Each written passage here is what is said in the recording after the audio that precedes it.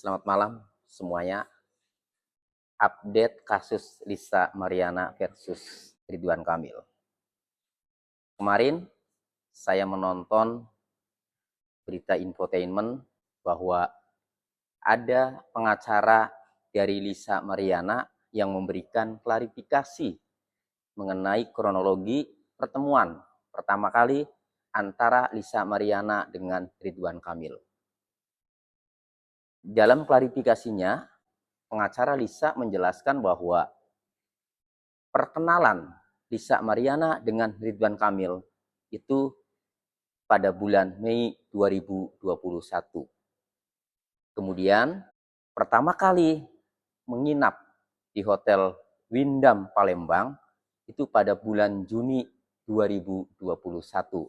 Menginap selama 3 hari di hotel tersebut. Jika kita berpikir secara dewasa, suuzon sedikit, laki-laki dengan perempuan nginap di hotel selama 3 hari. Andai saja jika selama nginap itu terjadi persetubuhan atau terjadi hubungan badan antara Lisa Mariana dengan Ridwan Kamil, maka saya menyimpulkan bahwa persetubuhan diduga dilakukan pada bulan Juni 2021. Dalam konten saya sebelumnya, Lisa bisa melaporkan Ridwan Kamil ke polisi dengan pasal 6 huruf C Undang-Undang Nomor 12 Tahun 2022 tentang tindak pidana kekerasan seksual atau TPKS, di mana undang-undang itu mulai berlaku atau mulai diundangkan pada tanggal 9 Mei 2022. Nah, jika diduga kejadian persetubuhannya dilakukan pada bulan Juni 2021, berarti persetubuhan itu terjadi sebelum ada Undang-Undang TPKS. Karena Undang-Undang TPKS diterbitkan pada tanggal 9 Mei 2022. Di Indonesia, di kita ini, dikenal ada asas legalitas, yaitu tidak ada suatu perbuatan dapat dipidana terkecuali berdasarkan kekuatan peraturan perundang-undangan pidana yang telah ada. Artinya, suatu perbuatan tidak dapat dipidana, tidak dapat dihukum, kecuali undang-undangnya telah ada.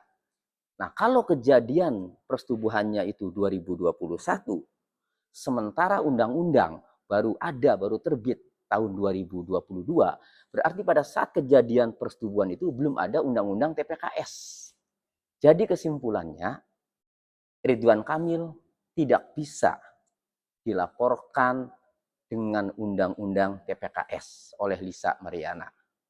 Karena dugaan kejadian persetubuhannya itu dilakukan sebelum undang-undang TPKS terbit, yaitu pada Juni 2021. Jika pertemuan 3 hari itu terjadi persetubuhan. Itu. Kenapa analisa saya, pendapat saya dengan menggunakan undang-undang TPKS sebelumnya? Karena kalau perzinahan dengan pasal 284, yang lapor itu harus istrinya Ridwan Kamil, Ibu Atalia. Kemudian kalau pemerkosaan juga tidak bisa. Kalau pemerkosaan harus ada kekerasan, ini tidak bisa karena tidak mungkin terjadi persetubuhan dengan kekerasan ya, atau pemerkosaan itu tidak mungkin itu. Nah, satu-satunya saat itu saya berpendapat dengan undang-undang TPKS gitu.